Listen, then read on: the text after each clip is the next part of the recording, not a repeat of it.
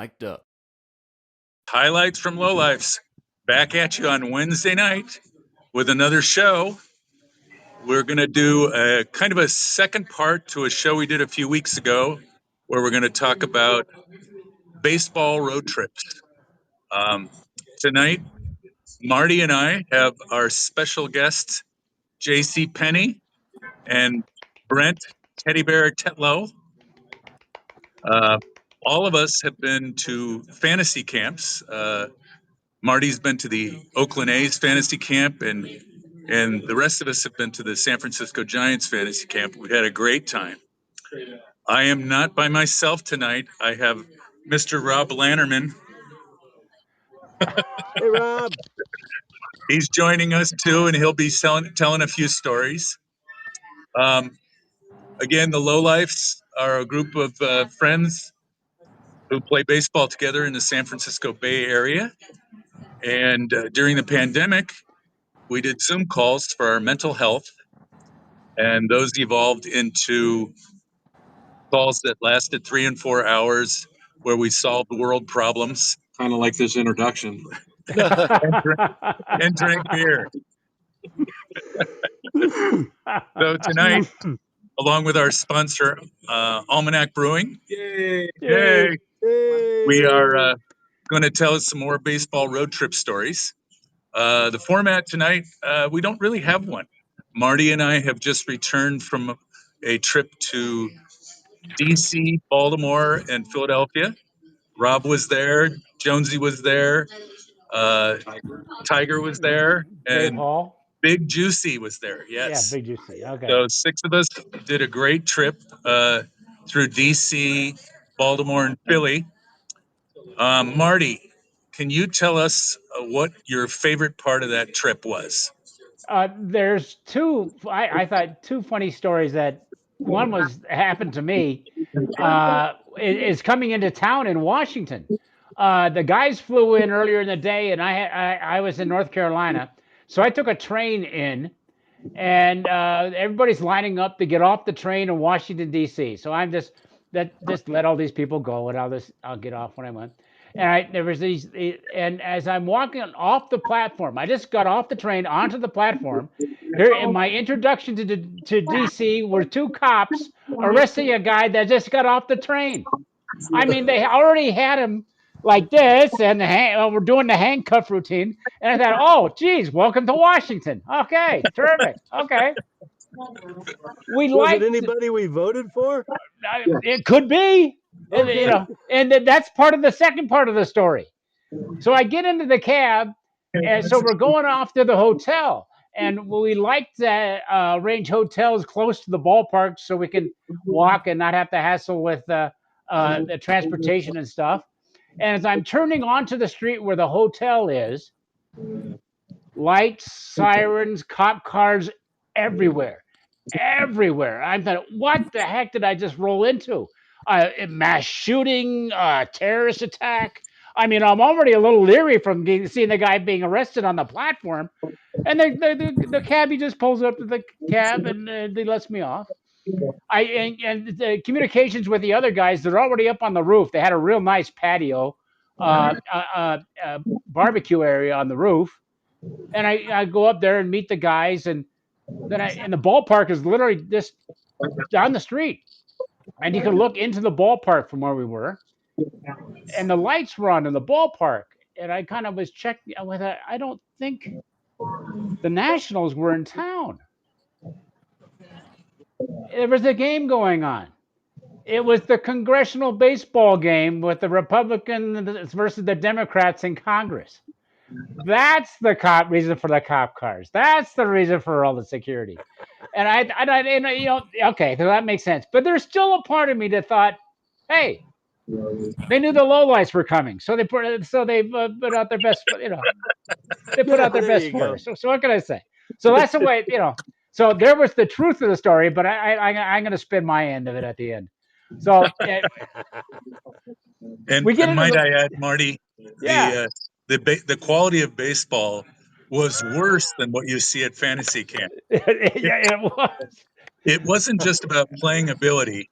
because you could watch the game on TV. It was more about they have no idea what they're doing. They don't know the fundamentals of the game, so it made it even worse. All right. Wait, Hey, as I said, we all attended fantasy camp at one time or another, and if you don't know what that is, it's where usually, if you're 30 years and over, your team, your major league team, may have a fantasy camp, and that's where you can go down for a week's vacation and meet some of the former players of your favorite team, and they train you up in a couple of days and play some baseball games. The level of play is different. Uh, there may be 4 or 5 different levels. The person who's never played before, all the way up to the men's senior baseball league veteran, and they try to divvy people up as evenly as possible, and you play games all week. Well, we've created lifelong friendships from doing stuff like that, and Yeah. JC and Brent have been to fantasy camp. I don't know what, 50 times each. Okay, maybe I'm exaggerating. No, JC's been about 10 more times than myself. But what I'd like you guys to do, we'll start with JC, is tell us a road trip story. Uh, Going down to fantasy camp, coming back from fantasy camp, whatever you like. But tell us what that was like. JC. Yeah. All right. So since the mid 1990s, I've been driving down to fantasy camp every year, and I take Richie Thomas, Tom McCampbell, Brent, uh, and we'd hook up on the way down for golf, maybe with our friend Doughboy Mike Weir, and Mike would come into fantasy camp as well, but he flew from where he was, and one particular year, 2002, I drove with Richie Thomas, and uh, and Richie was going to put on a barbecue before the camp for the staff. So he's got a 55-gallon barrel that he made into a barbecue, a 55-gallon drum. He made into a barbecue and put a trailer hitch, put it on a trailer hitch and put it on the back of my Jeep Grand Cherokee, and we drove first to Harris and Laughlin, stayed there, had the valet park the thing, and everybody remembers what happened in 2001 on September 11th, right? Okay, so we didn't think anything about this rusty old barrel on the back of my Jeep when it parked at Harris. But then when we went to the airport to pick up Doughboy, Mike Weir, we had to drive through the airport, and there's all sorts of special security, uh, cops all over the place. They're not letting anybody park for more than a minute. Uh, Nothing like that. Okay. So we're driving around making a circle, waiting to hear from Mike Weir that he's in. We must have gone around the Phoenix Sky Harbor Airport about 20 times. Nobody gave us a second look. We pick up Doughboy, shove him and his stuff in the back of the vehicle, and go out and we get gas before we're going over to the hotel where we have camp. And the attendant says, "What have you got on the back of your vehicle? It looks like a barrel full of fertilizer." So so we so we finally realized it. It finally dawned on us that maybe there was an issue. Now we got the camp. We did the barbecue. We had a great baseball camp for a week, and then we had to drive it back. We were a little more concerned about driving it back, but we made it all the way back to Lodi to dump the barrel off. A week or so later. But that's one fantasy camp story about a trip there. Oh, that's awesome. That's awesome. That's a good one. That's All good. right, Right after Brent. 9/11. No crossovers. Yeah. Give us one of your favorites. Well, let's see. I would say it was the second year of camp. Um, so that would be what, 2001. Um, Rob Andrews was putting on the camp, so he flew us down from Sacramento Airport to Phoenix Sky Harbor, and we got the kind of the full treatment. Uh, Lynn and I was going with my sister. She's the one that talked me into this fantasy camp thing in the first place, and she says, "Oh, you'll have a good time. You'll have a good time." And so I said, "Okay." So I decided to do it, and I did have a good time. But we get to the airport, and we're checking in. Uh, Back in the days, up front, you hand them your ticket there, and they look and check your ticket. Then the gal looks up at my sister and says, "Are you Mrs. Tetlow or Miss Tetlow?" And says, "Yes." And says, "Because it's right there on the ticket." And says, My sister was a music teacher in the Sacramento School District. She says, "I had you as my music teacher back in, oh gosh, whatever." And lo and behold, my sister knows her name and says, "Oh, you're, Clarice or something, and you played the clarinet, and you were very good. Yeah, we put you in the first chair." Anyway, this gal says, "Hang on a minute," does some typing on their computer, comes back. We get upgraded to first class. So we're we're having first class seats, a little more leg room. We get almonds instead of peanuts. I mean, it's a short flight, and I guess they didn't have anybody up there, but uh, we get in there, and as we're sitting in our seats enjoying our complimentary Coke and almonds, walked past us in the airplane, the same flight, was Jimmy Ray Hart. He was coming from Stockton area, and he drove up to take the flight down to Phoenix to go to fantasy camp with Jimmy Ray. And Lynn nudges me and says, "There's Jimmy Ray Hart." And I said, "Wow, okay." And we didn't dare say anything to him because he wouldn't say anything back anyway. He might nod Well, or go Jimmy kaboom. was not a mean man. He was a nice No, man. He was just very shy. Yeah. he was, yeah, very few words with Jimmy. So we get there at Sky Harbor, and there's somebody that meets us there at the luggage service. Just point out which one is yours. They pull it off the carousel for you. You don't have to touch it. They put it in the big old long 40 passenger bus, and you don't sit in the front. The players sit in the back, and Jimmy sat right up in front next to Jimmy Davenport. And I don't know if they had a conversation, but we drove to the airport. So that was a great experience. That was a great experience. Awesome. Awesome. Okay.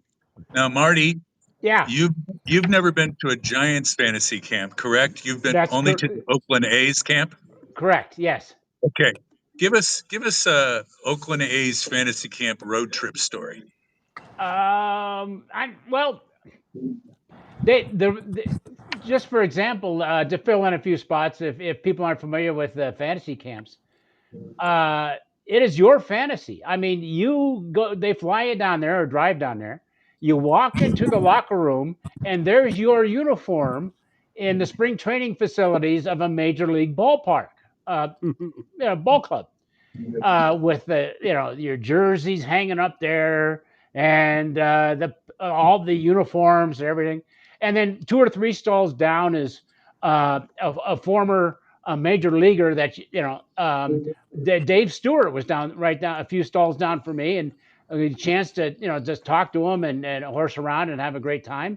Uh, but you are playing baseball double headers for about 5 or 6 consecutive days. Maybe 6 is too much. Maybe 4 or 5 days. About right, guys. Yeah, about Yeah. right. Okay. Yep. Now at this time they're bringing in some players, so they make it that are minor leaguers. The major leaguers haven't shown up yet, but they'll tell you that if he's working with one of the coaches on one of the practice fields, or he's studying or something like that, leave him alone. But if he's just walking up and down the hall, you want to say hi, talk to him, tell a story, that's great. So, all right. So we had our first game, and then we broke for lunch. And here are a couple of these young men, and they were stretching and warming up and saying hi and all that kind of stuff. We had lunch, and they were back out on one of the major fields that you had to cross by to get to your field. And again, this is about game 5. Your arm is dragging. It feels like your wrist is down by your ankle. I mean, and then you watch these guys just warming up. What was the center field? He was just leisurely throwing the ball from the warning track back toward home plate, and here's another guy at the pitcher's mound just leisurely catching it and throwing it right back. I mean, you could your arm, you couldn't throw it 3 feet at that point. You were just dying. We on our last game, we had a terrible team. We lost almost every game until the last game. We were beating these other guys, and all of a sudden the whole camp is watching our game. Finally realized that we were ahead of these guys, and if we beat these guys, we knock them out of the title game, and somebody else goes in. So everybody's really interested in what's happening to us. Well, part of the reason that we didn't do so well is we had a lot of injuries. One of our lowlifes, Jeff Jones, was on the team, and he's limping around. He had an ankle injury. Another guy had a knee problem, and another guy, besides me, just couldn't run. And it's etched in my mind. Let me set up the scenario for you. It's the last inning, and we just need to stop these guys from scoring. We're up by 1, and I'm the catcher. And sure enough, this guy just bloops this ball over first base and into a shallow right field. In is coming the left fielder on one knee. Jonesy turns back and on one ankle is trying to run over this guy. And here's the second baseman who had a hamstring pull earlier in the game. So it was like, without offending, it was like the handicap league all trying to chase down this baseball in right field. And it's etched in my mind saying, we're fucked. Well, we're screwed. We're screwed. So this image of all these handicapped people trying to chase down this baseball. PG show. Oh, but Yellow card. Yeah, no, sorry about that. Yeah, yellow But card. one of the great experiences of the camp is these people who are not athletes are out there and they're busting their hump just to play ball, and that's one of the great magic about the fantasy camps is just going out there doing the best you can, and just laughing like crazy at everybody else. Well, let me tell you one quick fantasy camp road trip story. Then I'm going to pass it over to Robbie. Robbie's going to tell you a story. He's going to talk a little bit about Almanac, and then he's going to pitch the next round of stories. Okay. Sweet. All right. I would say about the 3rd or 4th year I was going down to fantasy camp in Scottsdale, Arizona, to see the Giants, and my buddy Brad said, "Hey, would you like to fly with me?" And I said, "What, on the plane?" He says, "Yeah, I'm a pilot. You can go down in my Cessna." He rents a Cessna from the airport, and we fly it from San Carlos, California, down to Scottsdale, Arizona. When I say Scottsdale, Arizona, that's where you're flying into. You're not flying into Sky Harbor. You're flying into the community airport there. Little private airport, lots of private jets for the elite. And Brad he's got his pilot's license, but he's not allowed to fly in bad weather, and we'll get to that in a second. So we fly down to Scottsdale.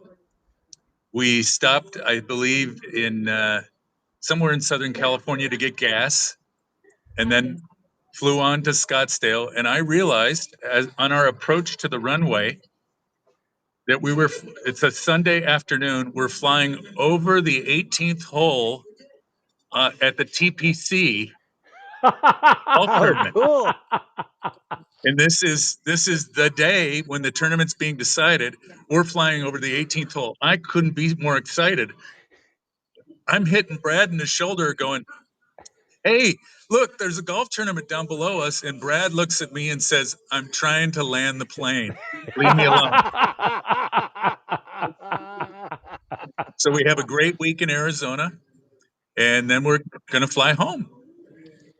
We load up the plane and with our gear, and we take off, and it starts to rain. And Brad turns to me and he says, "You know what? I'm not allowed to fly in the rain. We have to land." So we landed in Visalia, California, which to those of you who know California, it's the middle of nowhere. Yeah, pretty much. It rained for a week. After 2 days, Oh, I rented a car and drove home and left Brad in Visalia. I don't think he's still there. All right, I'm going to pass Well, over to Robbie. Oh, yes, question. yes, sir. Why? What? How come he didn't just drive home with you in the car? He had the plane. He was responsible for the rented plane. plane. He was renting the plane. So, so you had to It, it, stick with it the plane wasn't in the rain. it wasn't a commercial airline. Somebody had to fly that plane home, and that was Brad. It's like All right, renting a car, only it's got wings. yeah. Let me pass it over to Robbie. All right. Hey, it's great to be here. Hey, Robbie. I'm not on the sidelines anymore. Um, okay, yeah, sorry, had to get my beer order in. That's always important. So my fantasy camp story, I think I got a bunch of them like everybody does, but I think my favorite is my first fantasy camp. Um, Went down on the Sunday. They always had an introductory thing in the evening, and then after that, I went. I was by myself. Didn't really know anybody. I'd met Brent and his sister earlier in the day, but that was about the only people I really talked to too much on that first day. But I went down to the bar as one often does, and sat and had a beer, and was just enjoying it, soaking it in, kind of thinking about what the next day would bring and all that stuff. And Vida Blue walks in and sits down right next to me and Wow. says, "Hey, Wow. you here for the camp?" And I said, "Sure am." And Vida and I talked for the next several hours. It was a friendship that lasted as long as he did with us. Yeah. We were very close friends from that point on. But we sat there that whole night at I think it was 11:30 at night. The bartender goes, "Hey, I'm shutting things down," and Vida slipped him 100 and said, "Just leave this tap open." And we would reach over until about 4 in the morning. We'd just reach over and refill our own beers on the tap. That's But Vida. that whole yeah, that whole week, I mean, Vida and I were at the bar every night until at least 2 in the morning. So I mean, that's just the kind of thing you don't get in real life anywhere else, and it actually turned into something great for me anyway. He probably was bored with me, but anyway, That's yeah, that's my fantastic, fantasy camp Robbie. story. Yeah, yeah. That's So, fantastic. but that story leads us into a very important question. What you drinking? Hey. Oh, As always, this Highlights from Low Life show is sponsored by Almanac Brewing in Alameda, California. They are one of America's premier craft brewers. And that my baseball road trip story, I mentioned it last week at the airport in Philadelphia, getting ready to come home last week. The lady at the baggage counter, I was wearing an Allagash Brewing shirt because I actually do sell their beers too. And the lady goes, "Allagash, that's out in California." And I went, "Oh no, that's actually in Maine." And she goes, "Oh, it's a different one though. It sounds like that." Avery, no. And she corrected herself and said, "No, that's in Colorado." And then I went, "Almanac?" And she went, "Yes, Almanac. I love their beers." wow. So we got a ringing endorsement in Philadelphia for Almanac Brewing. So Fantastic. Oh, yeah, ringing. I get it. I get it with the bell yeah. there and See everything. the Yeah. cracking the bell Yeah. there. Yeah. Hey, I just got that. Hey. Welcome to the party, Marty. Yeah. It's always more fun when you have to explain the joke. Yeah. Way to go, Anyway, Marty. we're all drinking some form of almanac. I think tonight I have the Buenas Vibras Mexican Lager here. It is Ooh, delicious and good one. refreshing for a hot summer day. What you guys drinking? Well, I got me a I've got the. seaside, Oh, that's good. and it's a nice change from the Pilsner or the lagers. It's a little more hoppy, deep and relaxed. It's got a couple of different hops in it, Mosaic and Nelson hops, and it's very good. If you want a little bit something different than the True or the uh, Buenos Verdes, and it's a good one. I like it. I like it a lot. And now we have video proof that you have an open container in your car. Hmm. But I'm parked. and and and so do I. That's the, And so do I. I'm drinking the Flow, one of Marty's favorites. The Oh Flow yeah. by yeah. Almanac. It's also a West Coast IPA, and it's very good. A flow for a man your age is very important. Oh, ba-dum-bum. Ow! Ouch! Ouch! I got the Bella Bionda, a good, a nice Pilsner beer. A little more flavor to it than just a normal Pilsner, but that just adds to the dynamic of the flavor and the dynamic of Almanac brews. They're more than you anticipate. They're very good. So Bella Bionda. Good Good one. stuff. Well, we appreciate Almanac. Glad they continue to sponsor the We show, do. and absolutely enjoy their beers. And when you're in Alameda, stop by the brewery and tell them you heard about them from the Highlights from Low Life show. They might take pity upon you. So, well, I guess Rob wants us to segue right back into some more baseball trip stories. So you don't have to stick with fantasy camp. You can, but if you've got a recent trip like we had, or some trip in the past that's got a great story to tell, let's go for it. JC, why don't you start us off? All right. Rip. So this is a baseball trip down to Scottsdale for a spring training outing, and I had Tom McCampbell with me Oh, and Tommy. another couple of buddies with me, and we went to Scottsdale Stadium, and strangely enough, the game at Scottsdale against the Cubs was rained out. Uh, and so uh, there was a game out at Hohokam with the Cubs and the Giants, a B team game. So we decided to go to that. And if you're familiar with Scottsdale uh, and, and the stadium, it's on Hayden or near Hayden on Yes. Osborne is the street. And Osborne, when you're on your way to Hayden, has a little dip in there where there's a golf course. And this dip is pretty serious. And when it rains there, it sometimes floods. So Tom McCampbell's driving this rental vehicle that we've got, and I'm sitting in the passenger seat, and the area that I just described is flooded. So he decides that the little mini truck that's going through it is going too slow. So he pulls out into the second lane and passes this guy. I look over and notice as we pass him that his driver's side window is down. And we're putting up a rooster tail that you wouldn't believe. And and as he passes him, the tidal wave goes directly into the cab and just drenches this guy. And I said, Tommy, do you realize you just tidal waved that guy? And he said, what? What? I didn't have any idea. So we keep going to Hayden, and we're going to turn right. Well, this little pickup truck catches up with us, and he catches up with us on our left, and the water is still dripping off the window where we cascaded this guy, and he's giving us the single a finger salute to my uh, Tommy, and we can still see the water dripping off the bird finger that he's got extended.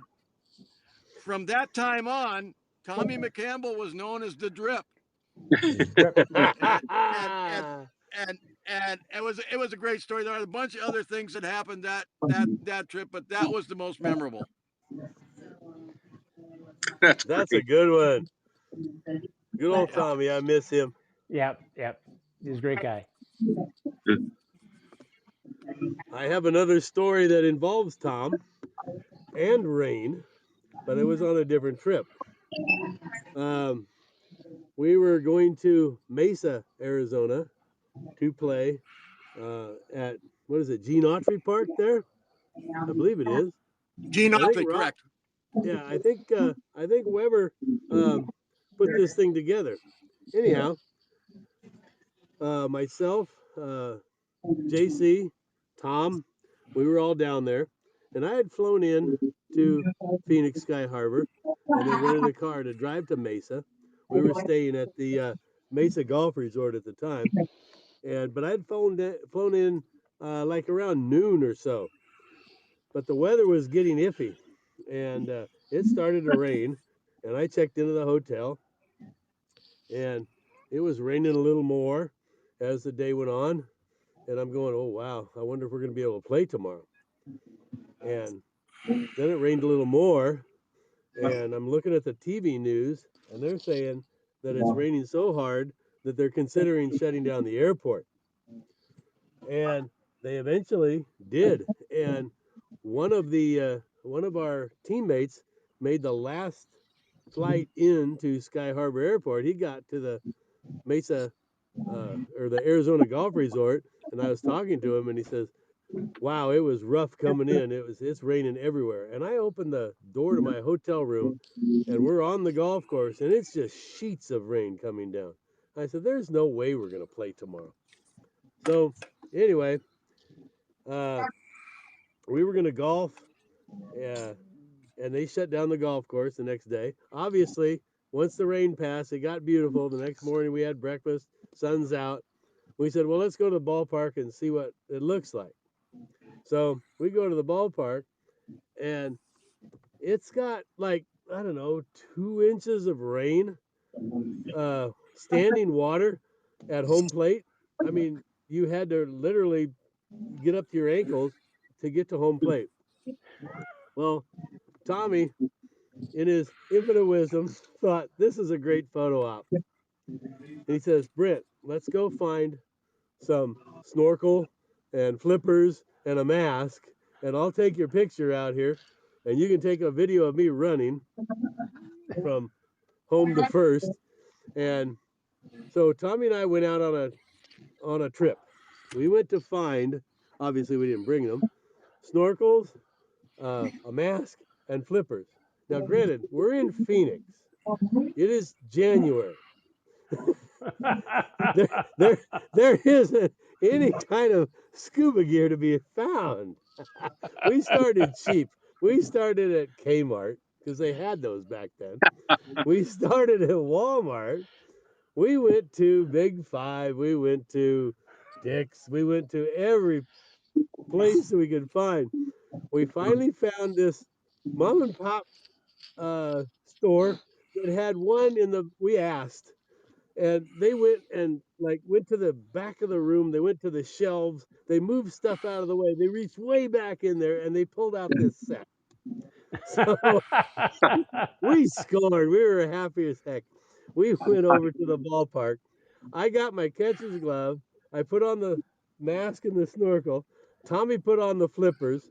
Somebody was standing out on the mound, and somebody threw a ball. I caught it. Tommy took a swing. I dropped it. He ran to first base in flippers. It was the funniest thing you ever saw. That was awesome. But we made the best out of what we could do. I see these college kids, doing the what do they call that? The slip and slide thing out there on the tarp when they throw it out there, and it just brings back to mind that when the day that Tommy and I went out there and found all that flippers and stuff, that was fun. There- we used to have the fantasy camp gave way to the West Coast Fantasy Baseball League that we all played in. And there's times where they'll have a tournament, and we'll go to various places to do this tournament. And one that we used to do was, and everybody had a great time, was in Palm Springs or Palm Oh yeah. Desert, whatever you want to call. Okay, so one year, and this was back. I'm trying to think when. 2000. 2009, maybe 2010, the A's would have a team they would bring down. The Giants had a couple of teams and all that kind of. So, and we always had a great time in Palm Springs. We had an interesting gentleman one year that I heard from rumors that played in the fantasy camp, and all of a sudden, here's this guy's name that shows up on the roster, and I said, "Is that?" And then here's Jeff Jones saying, "Yes, it is. It was Bill Nye, Bill Nye, the Oh, the science science guy." guy. Yeah, and he was on our team in the tournament. Great guy, very gracious, talking to everybody, pictures taken. It got to the point where we were at the on this high school field, and even the groundskeepers who were dragging the field between the games were just saying, is that Bill Nye? Is that Bill Nye? Here's a bunch of old men playing baseball, but they know Bill Nye. It was about it was about the sixth inning, maybe the seventh inning, and we were out in the field at a crucial part of the game. I mean, guys were on, and it's late in the count, and all of a sudden, we're hearing this scream out from right field: "Time! Time! Time!" Bill Nye runs in, and everybody. And I wonder, well, have he broke his glove or something? He points up and says, "Take a look at those clouds. That's a cumulus for God and for Jesus, and they don't form at this part of the country. But look at it, this everything, and everything." And he had everybody just busting up laughing. I mean, people were falling down laughing, breaking up the whole game just to look at the cloud formation out there. So he was a kick. Bill Nye was a lot of fun. I missed that guy. He was great. That's a good one. Yeah, That is we awesome. now a lot of us used to play down in Tucson at a tournament down there. That a lot of our tournaments are really just excuses to play baseball and hang out and drink beer. But Right. the Tucson tournament was pretty serious. That you had to play your way in, and there was a championship game and the whole thing. And the last one that I went to, we actually got to the championship game. And we You play at did. the old stadium where the Tucson, when they had the Sidewinders, I think it was, played down there in the minor league. Electric Park? Yeah, Electric Park. Yes. The thing about that park is that on one side of the park, there was an Air Force base. And on the other side of the park, there was a U.S. Naval Air Station. So there was just constant, fighter jets and big planes going in and out all the time. And I remember in the championship game playing shortstop, I completely missed two batters. While the game was going on, I was on defense, but they had these F-18s doing all sorts of barrel rolls on the left side, and these warthogs from the naval station, or I guess it was the other way around. The F-18s were on the naval side. These warthogs were going straight up.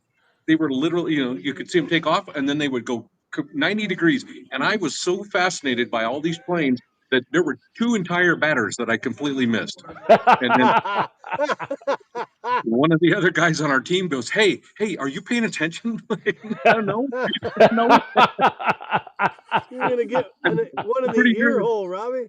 Yeah, there's like 14 pitches, and fortunately, I didn't have to do anything in the two batters, but I completely missed that whole section of the game because just the fascination with those planes. It was great. Ah, So, awesome. yeah, Were you guys? It was again. It was years ago. Were you guys there when we played those games in the smoke up in Tahoe? Remember yes, that? Yeah, that was screwy.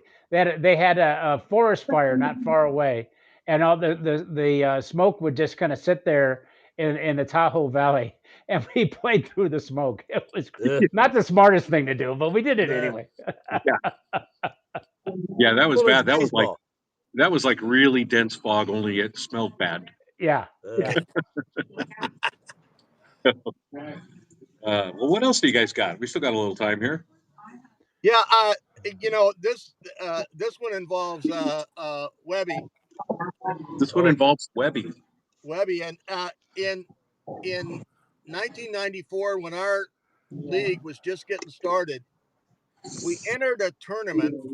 Two of our teams entered a tournament in Cleveland with the Cleveland Fantasy Campers and some from Cincinnati and a couple other teams, and we all flew out to Cleveland. Oh wow. And the feature of this was Jacobs Field was just opening, And we were really looking forward to seeing a game at Jacobs Field and getting a tour of the new Jacobs Field. So it was, it replaced the mistake by the lake, Mistake by the Cleveland lake. Municipal Stadium.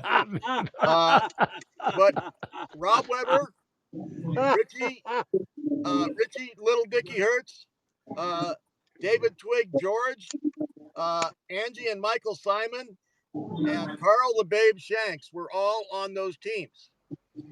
And so things didn't go quite as planned. We flew in August of '94, Oh. Thursday night. Donald Fear and the commissioner had the argument and the strike started. We were shut out of Cleveland Municipal Stadium. And to make things worse and to keep the theme going, it was raining like cats and dogs there. We only got one game in, and it wasn't one that I participated in, but Carl Shanks did, and the Giants won it. It was on Friday. And from Friday on, all the way through the Sunday end of the tournament, we were rained out. The sports on the weekend consisted of listening to bowling on the radio, uh, and And he throws it actually, down the lake. we really got into bowling because we got some oranges and some shampoo bottles, and on the aisles of the hotel we were doing bowling as we were doing it. Uh, and and there was a trip to the Crazy Horse Club in Cleveland. I don't know if any of you are familiar. Webby, what happens in Cleveland stays in Cleveland, buddy.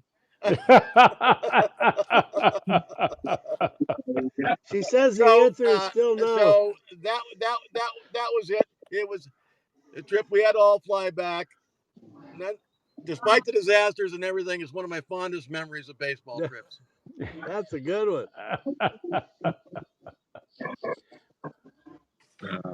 Anybody else? Yeah, just never drive home from a tournament right after the game. Oh, The smell got to be so bad, and then you have to stop to gas up the car or ungas yourself. And we kind of had a running gag is that the guy who moaned the loudest getting out of the car bought the first round. So yeah, just uh, rule to live by. Don't never drive home right after the tournament. oh, I got a quick one on that note. JC and I were coming home from the San Diego tournament one time, and we had the late game, so we got out of there late, and we wanted to get at least past LA the first night, so we didn't have to deal with the traffic, and just drive home at the next day. But we had played a round of golf, 3 games of baseball. We were sore. Then we get in to the car. The tip is always bring a baggie to throw all your sweaty old uniforms in, zip it up and bury it in your ball bag and put it in the back. It's a lot easier that way. But we were going home, and he made some reservations in Victorville, and one of the reasons we made it there because they have a tilted kilt in Victorville. So anyway, we were just down the street from there, but we made it through LA. JC and I pulled into the parking lot after it took us probably what, 3 hours, 4 hours to get through LA Absolutely, traffic. it was like 8 o'clock at night. Yeah, something like that. It was late after a 2:30 game, or the 2:30 was the start of our game, and that was the third game of the weekend. And so when you sit in the car, you really just stove up bad. So we pull up to the front, and we get out or stumble out or fall out or whatever we did, but we get out of the car, and we're moving slow. I mean, the first few steps after you've been in the car cramped up for 4 or 5 hours is Not to very mention slow. limping a little bit. Exactly. So we get into the lobby, and JC says, "Well, we got reservations here," and they look him up, and okay, yeah, there you go. And she does the tapping thing on the deal, and we get the IDs going and everything else like that. She says, "Here's your room keys." Okay, so we go in there, we go back, get our luggage, we go out of the room, we put our stuff in the room. we open the door, put our stuff in the room. First thing you need to do is go use the restroom, right? So I go in there, and I'm using the restroom. I'm looking around, and I'm done. I wash my hands, come back out. JC runs in there.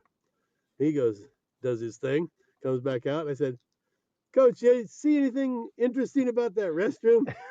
He says, well, not really. Yeah, well, but it is different. And I said, well, you notice how it's really wide, and you know how there's a chair in the shower. She says, the lady gave us the handicap room. She must have seen us walk in.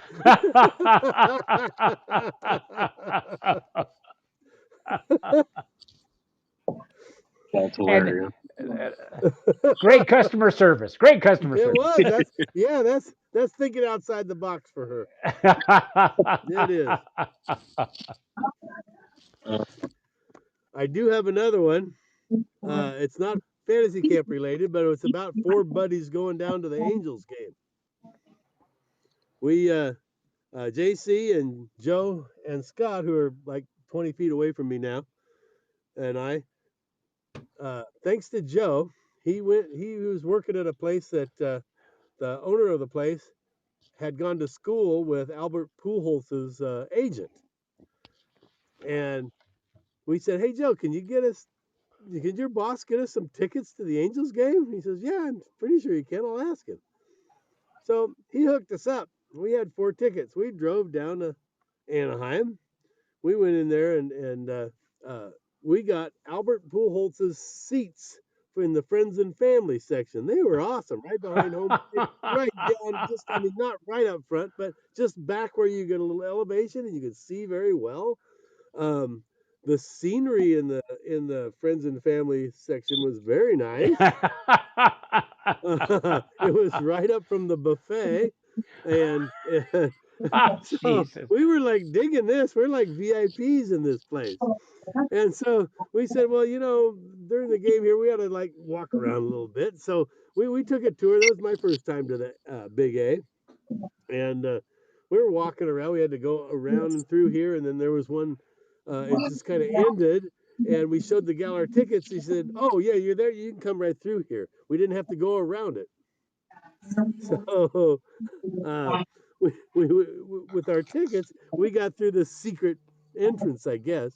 But out there behind the waterfalls and all that, there's a bunch of concession stands, and we're out there taking pictures of us in front of the waterfalls and looking at the baseballs floating around down in there.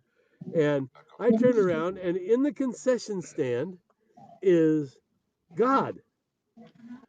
There's a jersey, an Angels jersey, and it says God, number 10. So we figured God's an Angels fan.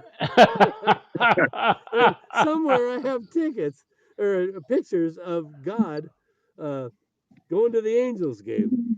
We had a great time. We had a great time. And on the way home, it was hilarious, but that's a whole nother story. well, I got And if we have time, I'll tell that one. And there's a whole nother story to the rain The out other stuff. in Arizona that's good, but I don't know if JC wants me to tell it. well, I got a quick story. Then we got to bring Rob back real quick to talk about mic'd up, and then we'll see if we can touch on those. So Mm, for me, really the highlight of my baseball career was the day I got to face Roy Halladay. wow. Oh. So, yeah, as it's been discussed on the show before, Gary Matthews, the Sarge, Yep. and I have become good friends over the years. And I used to call on the corporate offices of Rite Aid, which are located back in Harrisburg, Pennsylvania. So every couple of times a year, I'd have to fly back there for meetings and such. And I would actually stay with Sarge in Philly, drive out to Harrisburg, and do all that stuff. But he was broadcasting for the Phillies at the time. So I was getting to go my company because I wasn't having to pay for a hotel and everything. I'd get a couple of days off and stay there for a few games. And I get to go to the press box and be in the room while he's on doing the live broadcast and all that kind of stuff. So one game against the Rockies, Ubaldo Jimenez is pitching. Aaron Rowan is at the plate for the Phillies. Uh-huh. And Rowan had a really tough time seeing Ubaldo Jimenez, seeing the release point. And Rowan, at one point in this game, Ubaldo Jimenez came up and in, and Rowan leaned back, and the ball actually went between his hands and his face Oh, because he just couldn't see it. So the next day, it's Roy Halladay's throw day, and he's down throwing in the batting cage bullpen area down by the locker room. And Sarge wants to talk to Aaron Rowand about that pitch as part of his pregame show notes. So Halladay's Aaron Rowand's standing posing as the batter, and Halladay's just throwing his pitches into the backstop, just as his throw day thing. And Sarge wants to talk to Rowan, so Sarge goes, "Take his bat and his helmet and stand in there." I'm like, "What?" And he goes, and Halladay's like, "I gotta have somebody at the plate. Just are step you up not there. gonna It's okay. touch? I won't hit you." And of course, famous last words, right? So Yeah. I took Aaron Rowan's sweaty helmet, put it on my head, took his bat, stood in the box, and Halladay goes, "If you want to swing, go ahead." So 16 pitches, whiff, nothing. Pitch, pitch 17, he threw a slider that I saw the little red dot. And I mean, Yeah. I actually saw it and like, oh my God, they teach you this. And I swung the bat and I hit as little bit of the ball as you could hit with the least amount of bat and make the tiniest click sound. It was just like click, like I just foul ticked it. The next three pitches I never saw. All I heard was so there we go. I'm 0 for 20 with one foul tick against Roy Halladay in my lifetime. That's awesome. Yeah, it was great, Oh, that's unbelievable awesome. opportunity.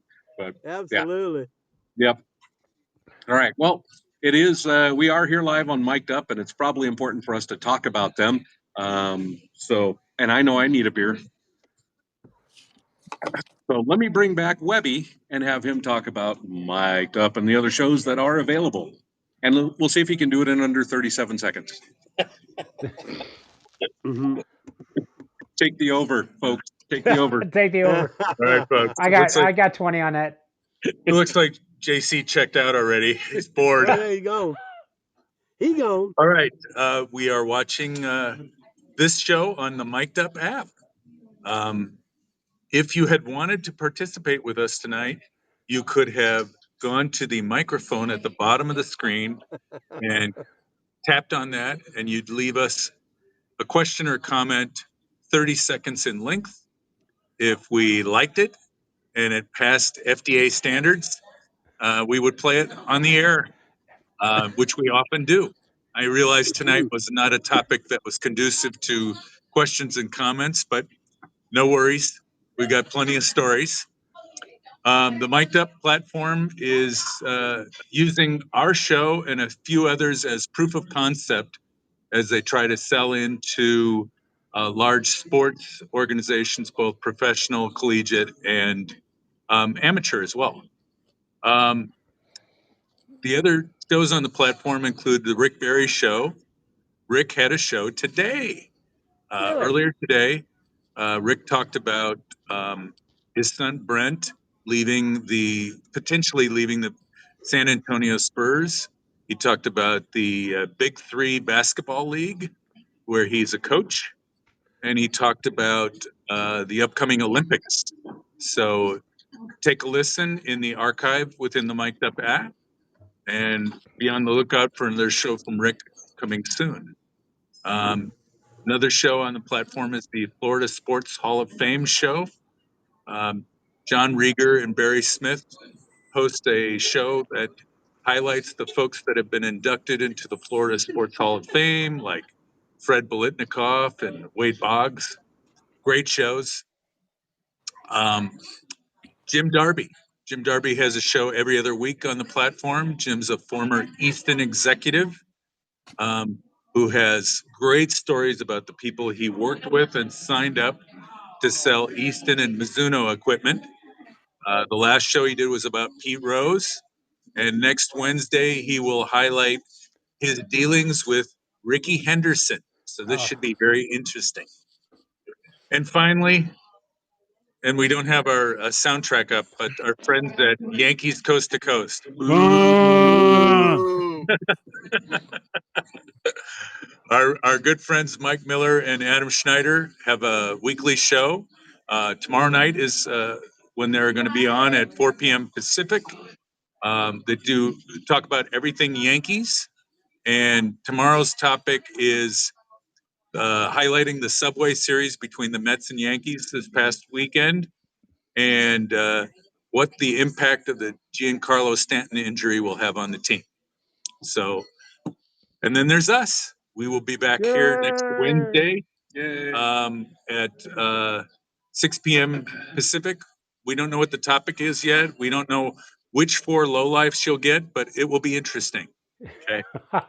So we've got a few minutes, and I want to tell a quick story, but I'm probably going to need JC's help on this one because I've got some of the facts mixed up, and I want him to correct me. But the road trip from hell, we've all had one of those. And a few years ago, I had one, and JC was my savior. I organized a tournament down in San Diego involving many teams from many different fantasy camps. And I was bringing everything, the equipment, the baseballs, the batting helmets, the bats, all of the things that were needed to run the tournament. And I was driving down south with my good friend Doug. And suddenly my car came to a screeching halt on Highway 5 near Harris Ranch. If those of you who know where Harris Ranch is, there's absolutely nothing out there. There's I an had airport. I had no idea why my car stopped. The battery was full. The gas tank was full. Why did my car stop? I don't know. I had to have it towed to the town of Visalia, which we've already touched on before as being the armpit of the world. I didn't know what I was going to do. It's a Sunday night, or I'm sorry, it's a Thursday night. I've got to get down to this tournament the next morning. I don't have a car. I don't have any way of getting my car repaired. I don't have a mechanic to look at it. So I start calling everybody that's going to be in the tournament, and JC picks up his phone. He's not that far away, and he doubles back and picks us up in Visalia and takes us down to Disneyland.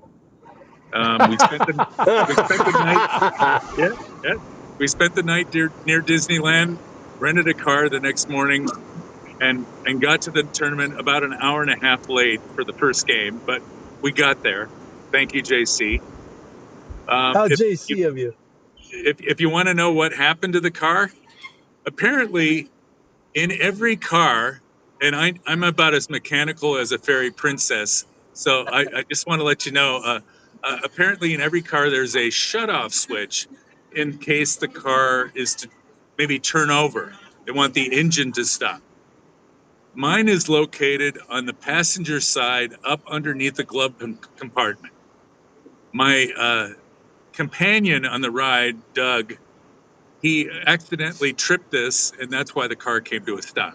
Um, Wow. so Wow. $300 later, all I needed to do to get the car back in action was to hit a button. But there you go. All right, folks, we are approaching the end of the hour. Did we have any other special stories we wanted to tell before we close it out? No, We're we're all good. shaking our heads. Yeah. We are, with the exception of Marty, the rest of us are going to a Stockton Ports game tonight. Marty, you should go to the Reno Aces game, even if they're not in town. I got tickets for tomorrow. Thirsty Okay, good, Thursday, half price beer. Oh, good. Hey, everybody, I thank you for tuning in. Thank you to JC and Brent for guest starring on the show this week. Oh, And our you will pleasure. see them again. A beautiful evening to everyone, and we'll see you next Wednesday. Hey, All Take Marty, right. care. Thanks, guys. my phone went Enjoy. dead. Enjoy. My phone went dead, but that's